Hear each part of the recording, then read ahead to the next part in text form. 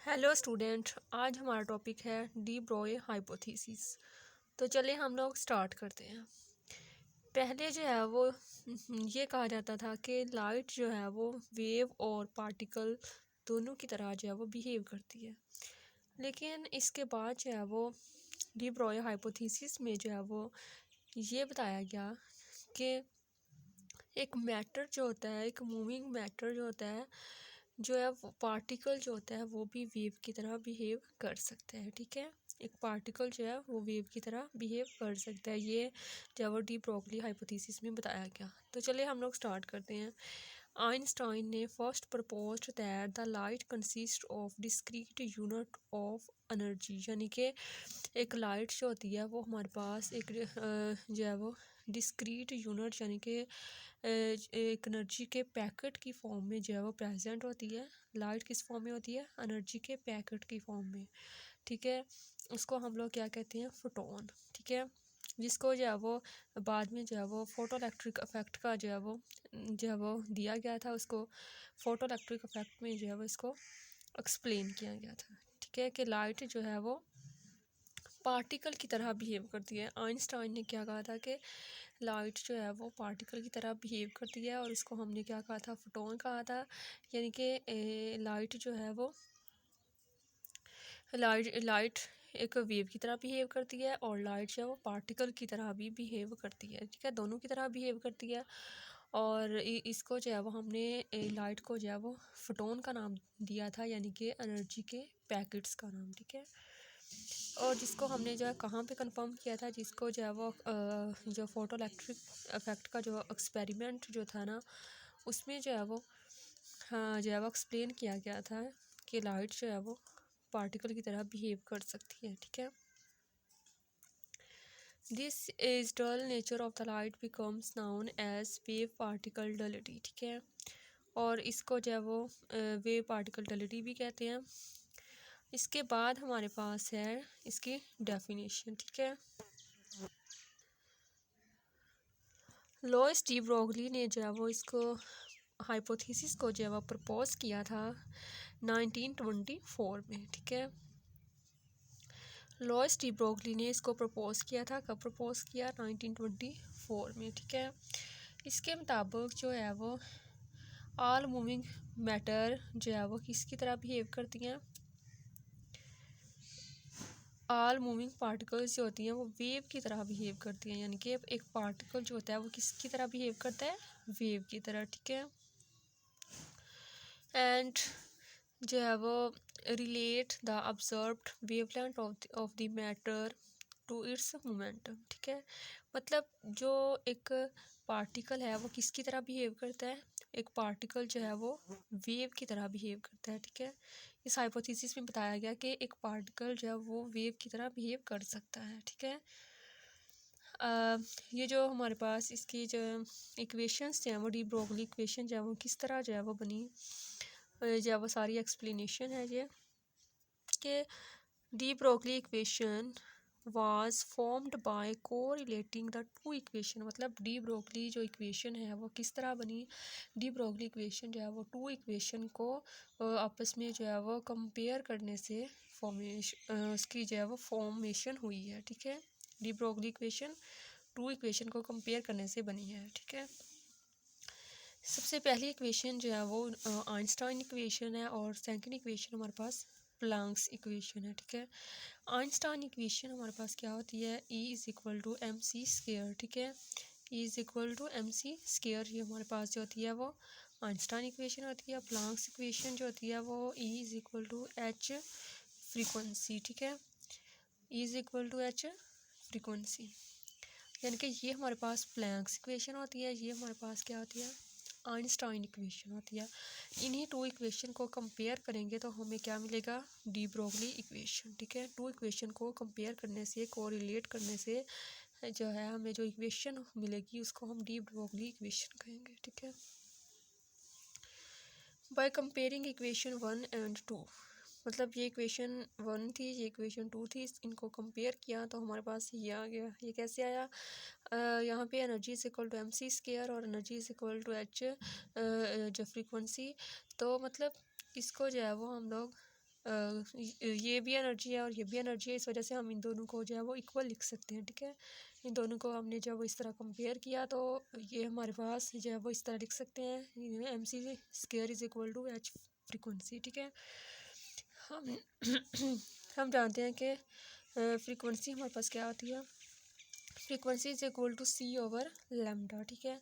तो हम लोग क्या करते हैं कि इसको वैल्यू को पुट करते हैं, यहाँ पे हमारे पास ये फ्रीक्वेंसी है, इस फ्रीक्वेंसी की जगह पर हम जब ये वैल्यू पुट करेंगे सी ओवर लैम्डा तो हमारे पास इस तरह हो जाएगा सी ओवर लैम्डा, ठीक है। ये वैसे ही आ जाएगा एम सी स्क्वायर। और यहाँ पे हमारे पास क्या हुआ है कि एक सी से एक सी कैंसिल हो जाएगा, तो यहाँ पे हमारे पास क्या जो है वो एम सी और is equal to H over lambda बच जाएगा, ठीक है। आगे हमारे पास है lambda is equal to H over M C, ठीक है। As we now lambda is equal to H over P. P हमने कैसे लिखा इसको कि एम सी जो है वो एम वी, मतलब जो है वो यहाँ पे हमने लिखा है ना कि for microscopic object the velocity V can be replaced speed of the light, यानी कि ये जो यहाँ पर सी था इसको हमने क्या कर दिया, उसको वेलोसिटी वी कर दिया। तो फिर यहाँ पे हमारे पास क्या बन जाएगा, यहाँ पे हमारे पास lambda is equal to H over M V, ठीक है। Lambda is equal to H over M V, यानी कि हमने सी की जगह पे क्या लिख दिया, वी लिख दिया, ठीक है। जब यहाँ पे एम वी आ गया तो यहाँ पे हम जो है वो इसको P is equal to M V जो कि मोमेंटम होता है ना, तो हम लोग जो है वो यहाँ पे क्या लिख सकते हैं, एम वी की जगह पे पी, ठीक है। ये एम वी की जगह पे क्या लिख दिया, पी, तो हमारे पास lambda is equal to H over P आ गया, ठीक है। और यहाँ पे हम लोग जो है वो देख सकते हैं कि जो हमने ऊपर जो है डिस्कस किया था ये वाला lambda is equal to H over M V, तो हम क्या लिखा था यहाँ पे, lambda is equal to H over P, ठीक है। यहाँ पे lambda is equal to H over P है। और यहाँ पे हम देख सकते हैं कि अगर हम इसको देखें तो यहाँ पे हमारे पास lambda is equal to H over M C में हम देखें तो हमारे पास लैम्डा जो है वो इन्वर्सली प्रोपोर्शनल जो है वो मैस के आ रहा है, जब ये स्पीड भी कांस्टेंट हो और ये तो वैसे प्लैंक्स कांस्टेंट है, तो हमारे पास lambda inversely proportional to mass, ठीक है। मतलब अगर जो है वो मैस ज़्यादा होगा तो वेवलेंथ कम होगी, अगर मैस ज़्यादा होगा तो वेवलेंथ कम होगी, अगर मैस कम होगा तो वेवलेंथ ज़्यादा होगी। मतलब ये एक दूसरे के इन्वर्सली प्रोपोर्शनल है। कोई भी एक चीज़ पार्टिकल है, अगर कोई भी मैटर है, अगर उसका मैस कम है तो उसकी वेवलेंथ ज़्यादा होगी, अगर उसका मैस कम है तो उसकी वेवलेंथ जो है वो ज़्यादा होगी, और अगर उसका मैस ज़्यादा है तो उसकी वेवलेंथ कम होगी, ठीक है। मतलब इन दोनों जो है वो इन्वर्सली प्रोपोर्शनल, अगर ये ज़्यादा ये कम, ये कम हो तो ये ज़्यादा, मतलब एक दूसरे के इन्वर्सली प्रोपोर्शनल है, ठीक है। आगे जो है वो हमारे पास है Davisson and Germer experiment. Davisson and Germer experiment जो था इसमें जो है वो डिफ्रैक्शन को जो है वो डिफ्रैक्शन पर एक्सपेरिमेंट किया गया, ठीक है। In 1927 Clinton Davisson and Lester Germer performed an experiment on diffraction, मतलब डिफ्रैक्शन पर जो है वो इन्होंने एक्सपेरिमेंट किया in which the electrons are scattered by the surface of the crystal of the nickel metal। Electron कहाँ से स्कैटर्ड हुए, इलेक्ट्रॉन जो है वो scattered by the surface of the crystal of the nickel metal and displaced a diffraction pattern, और diffraction pattern जो है उसको displace किया। so this experiment demonstrate the wave nature of the electron। तो इससे से हमें क्या पता चला कि एक जो इससे पता चला कि एक इलेक्ट्रॉन या पार्टिकल है, पार्टिकल मतलब इलेक्ट्रॉन जो है वो जो वेव की तरह बिहेव कर सकते हैं, ठीक है। वेव नेचर को क्या किया, कंफर्म किया यहाँ पे, ठीक है। यहाँ पे हम लोग जो है वो देख सकते हैं ये जो डिफ्रैक्शन पैटर्न जो था, यानी कि एक्सपेरिमेंट किया गया डिफ्रैक्शन पर, तो यहाँ पर जो है वो ये ऐसे इंस्ट्रूमेंट जो है वो यूज़ किया गया और यहाँ से हमारे पास इलेक्ट्रॉन जो है वो यही बताया गया था कि यहाँ पे इलेक्ट्रॉन जो है वो स्कैटर हो रहे हैं और यहाँ पे हमारे पास मूवेबल डिटेक्टर है जिसने हमारे पास इलेक्ट्रॉन को जो है वो डिटेक्ट किया है। और इससे हमें पता चला कि डिफ्रैक्शन से एक्सपेरिमेंट से हमें पता चला कि जो होते हैं इलेक्ट्रॉन होते हैं वो वेव की तरह बिहेव कर सकते हैं। ठीक है, यहाँ पे हमने जो है वो वेवलेंथ फाइंड आउट की है टेनिस बॉल की और इलेक्ट्रॉन की। ठीक है, हमारे पास जो फार्मूला होता है lambda is equal to H over M V होता है।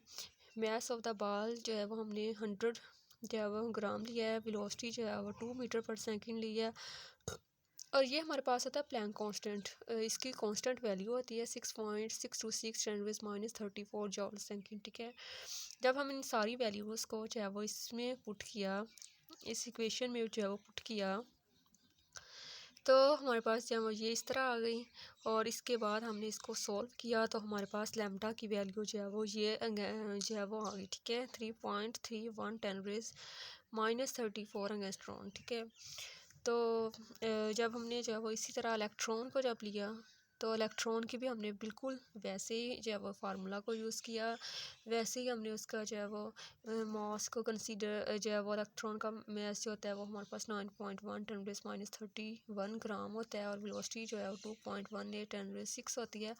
और इन वैल्यूज़ को जब हम इस इक्वेशन में पुट किया तो हमारे पास है वो इस तरह आ गई और इसको हमने जो lambda is equal to 3.3 angstrom जो है वो हमारे पास इसका आंसर आ गया। ठीक है, यहाँ पे हमने क्या देखा कि wavelength of the tennis ball can not be measured, मतलब जो टेनिस बॉल है उसकी वेवलेंथ को मेजर नहीं कर सकते, so it behave as a particle, मतलब इसकी वेवलेंथ को हम लोग जो है वो मेजर नहीं कर सकते और जो इलेक्ट्रॉन है उसकी वेवलेंथ को हम मेजर कर सकते हैं क्योंकि इलेक्ट्रॉन की वेवलेंथ जो है वो ज़्यादा आ रही है, उसका साइज़ जो है वो स्मॉल है, उसकी वेवलेंथ जो है वो ज़्यादा है।